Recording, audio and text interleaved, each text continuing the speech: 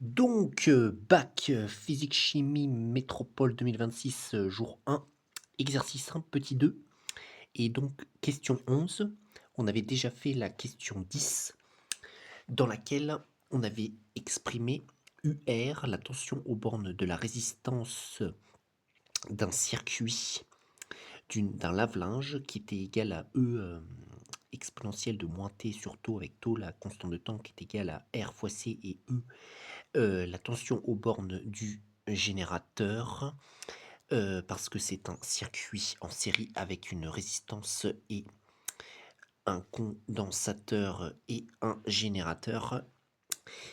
Et il nous expliquait aussi dans les données que le montage il est composé d'un comparateur donc qui est aux bornes, qui est branché aux bornes de la résistance, qui est configuré pour envoyer un signal mettant fin à la temporisation à l'instant T seuil, tel que UR de T seuil est égal à E sur 3, avec E la tension aux bornes du générateur dans ce circuit.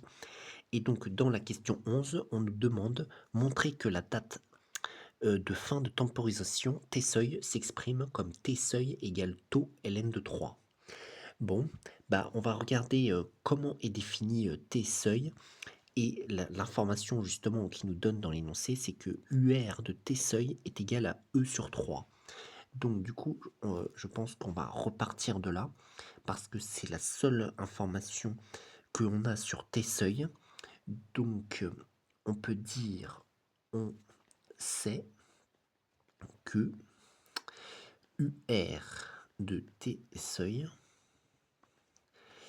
égale E sur 3. Voilà. Et il va falloir certainement trouver T seuil, mais pour cela, on a besoin d'un peu plus de détails sur UR, parce qu'il nous faut une expression mathématique.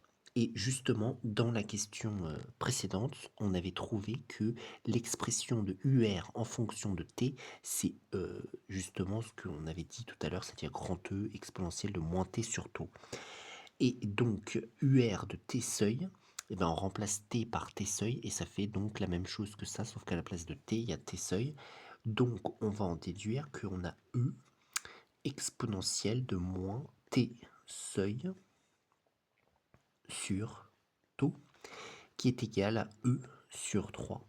Et à partir de ça, on va réussir à isoler T seuil que l'on cherche. Pour cela, on va déjà passer le E de l'autre côté, le E de la tension du générateur. Pour cela, on divise des deux côtés par grand E.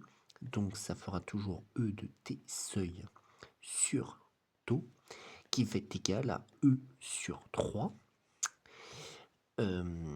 divisé par E, ou alors multiplié par 1 sur E. Ce sera plus clair ici, puisque si on multiplie par 1 sur E des deux côtés, le E ici s'enlève. Ce qui va permettre une simplification de E ici, puisqu'on a un nombre qui est en facteur en haut et en bas d'une fraction ou de deux fractions multipliées. Donc ça permet de les supprimer. On va maintenant avoir E de moins T seuil sur taux qui va être égal à 1 sur 3. Voilà, qui va être égal à 1 sur 3, on en est là. Maintenant, le problème c'est que T seuil, il est en haut de l'exponentielle. Comment on fait pour isoler quelque chose qui est en haut d'un exponentiel? Eh bien, on va utiliser la fonction réciproque de la fonction exponentielle, c'est-à-dire la fonction ln, parce que ln de E de x, comme cela, ça donne x. Donc ici, on va appliquer la fonction ln des deux côtés, on a le droit de le faire, on a le droit d'appliquer de n'importe quelle fonction de chaque côté d'une égalité. Donc j'obtiens ln de exponentielle de moins t seuil sur taux est égal à ln de 1 tiers. Voilà. Et donc ici, je vais me retrouver avec le x qui est en haut de l'exponentielle, c'est-à-dire juste moins t seuil sur taux, qui va être égal à... Alors ici, on va faire aussi une manipulation, parce qu'il faut savoir qu'une propriété d'exponentielle, ça dit que ln de 1 sur a, c'est égal à moins ln de a. égale moins ln de a. Donc, propriété d'exponentielle, ici, on va juste obtenir moins ln de 3. Voilà. Donc, on avance. Notre objectif, c'est de trouver t seuil.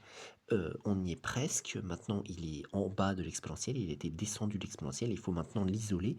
Pour l'isoler, on va déjà multiplier des deux côtés par moins 1, à gauche et à droite.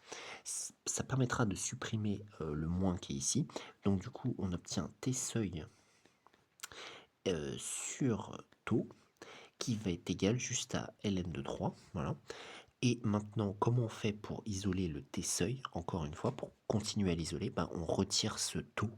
Et pour retirer ce taux qui est au dénominateur, on va faire fois taux à gauche et fois taux à droite, ou vice-versa.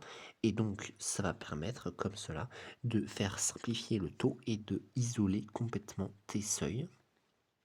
Donc, t-seuil va donc être égal, en le mettant comme il était dans l'énoncé, donc j'inverse lui et lui, taux fois ln de 3.